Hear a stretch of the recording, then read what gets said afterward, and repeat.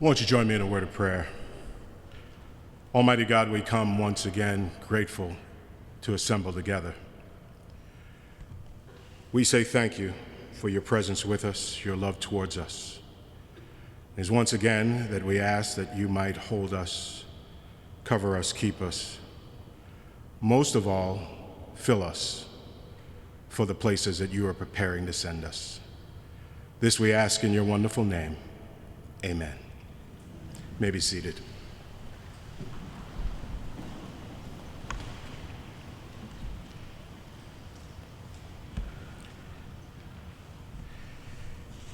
His hour had come.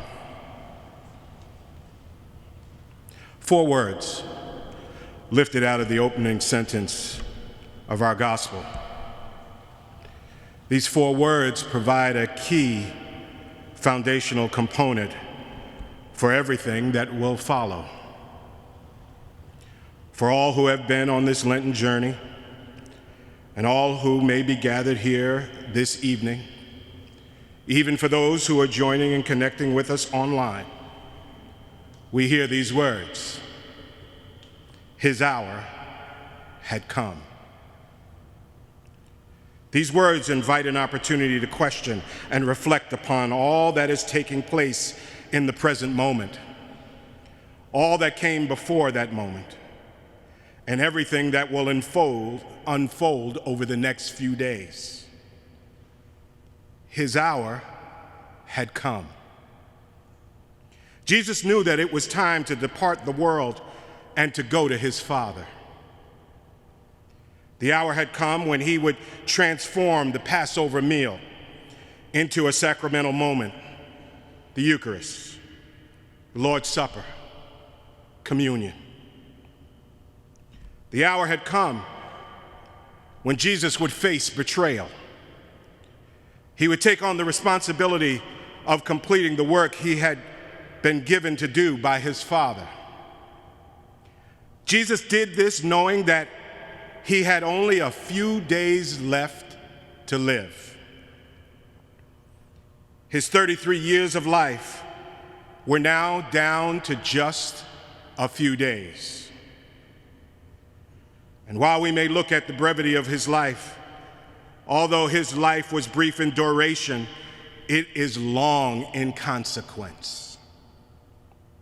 I recently read a quote that stated, "The value of life is not in its duration, but in its donation."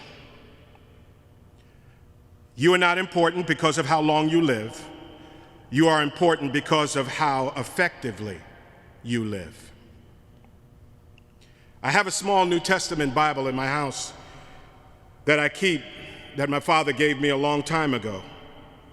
And oftentimes I pull it out and I'm looking at its worn pages and being able to remember the words that he shared with me, but he inscribed in the cover of that Bible these words: "Time is not measured by the years that you live, but by the deeds that you do and the joy that you give." Reading the gospel, it says his hour had come. And Jesus knew he was marching toward the cross and the grave. But while the cross and the grave were present in his mind, I am certain that his thoughts must have traveled down memory lane and considered the life he had lived. That going down memory lane, his mind probably passed through the moments thinking about the friends that he had made, the loved disciples who had followed him, the crowds who traversed many hills and mountains and valleys just to be with him. Perhaps he thought about the work he had done, the kindness and forgiveness he had shown, the love he had extended, and the helping hand he had offered, as he knew now that his hour had come. For just a moment, maybe his thoughts focused not on how he would die, but maybe for just a moment, he thought about how he lived. Even though there must have been dreaded anticipation for the evening's arrival as Sunday's cheering crowd had dispersed. Judas, the disciple, had used the previous days before this moment as an opportunity to barter with plotting religious authorities to arrest him and take his life. He must have thought maybe for a moment not about how he would die, but he wrestled with how he lived. There are moments in time when we are all challenged to think not about how we will leave this place, but what did we do while we were in this space?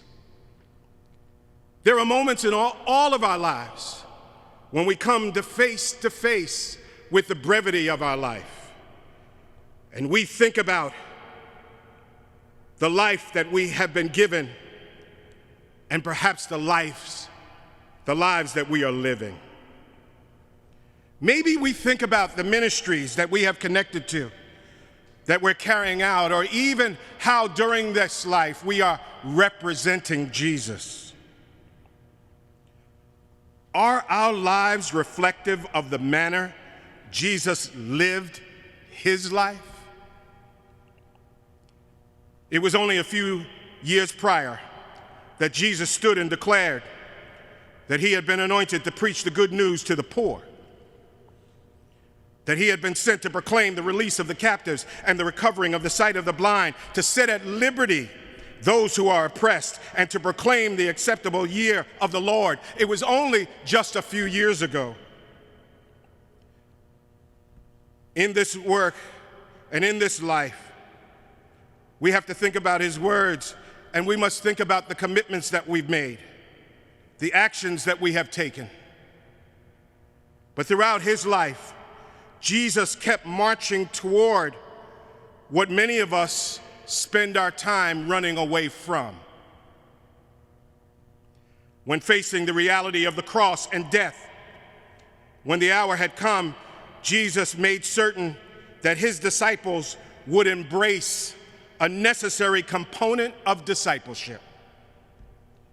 The hour had come, and as we go forth in his name, even on tonight, Jesus displayed during this sacramental moment a great and fundamental lesson on humility and service that should and must characterize all of his disciples, all those who are followers of Christ, and all who identify as Christian. It was on this evening that Jesus carried out the remarkable act, which was to demonstrate to all of his disciples the true spirit that had the power to win the world. Jesus picked up a towel, then he poured water in a basin and began to wash the disciples' feet and to wipe them with the towel that was tied around him.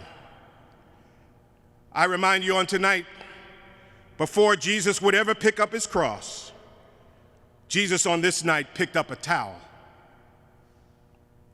The disciples and generations to follow had heard, and we still hear Jesus' invitation and challenge when he stated, if anyone would come after me, let them deny themselves, take up their cross, and follow me.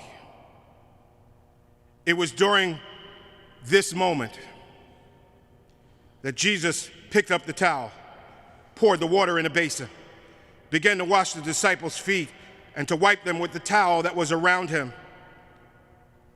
And perhaps we have not been able to pick up our cross because we have not yet comprehended or embraced the strength that's needed to pick up a towel.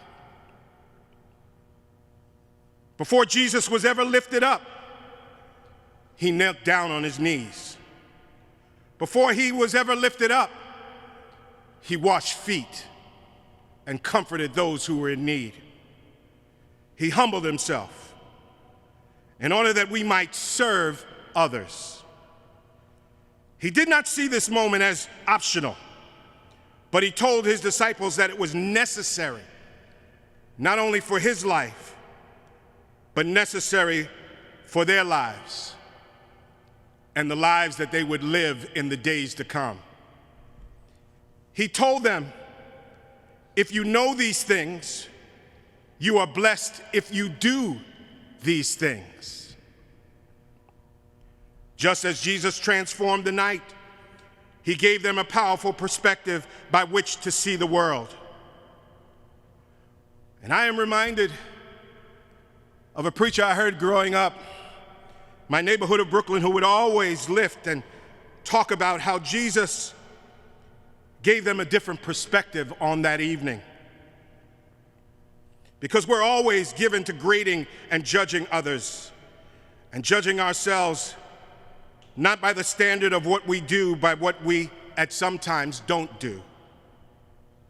Jesus focused on a positive morality, he would state. The key word was not don't. The key word was do. In his own words, as Jesus met with a crowd gathering on a hillside in the Sermon on the Mount, he said, you have heard that it was said by them of old time, thou shalt not. But I say unto you, thou shalt. After the washing of the feet, not before. After the washing of the feet, not in advance. After the washing of the feet, it was after that Jesus told them, now the Son of Man is glorified. Jesus' words on this evening find a pointed conclusion as Jesus says, I give you a new commandment, that you love one another, just as I have loved you, and that you should love one another. By this, everyone will know that you are my disciples, if you love one another. Do this, and the world will know you are my disciples. Do this in a world when crosses are worn, crosses are hung, crosses are draped in all kinds of places. All kinds of claims are being made with nationalistic motivations and elitist inclinations. Do this, and the world will know you are my disciples. When the Son of Man comes in his glory, he says, it is then that they'll be able to recognize you. When the Son of Man is giving witness to who his real followers are, it is then that they will be able to see who you really are. Because when I come in my glory, for I was hungry, you gave me food. I was thirsty, you gave me drink.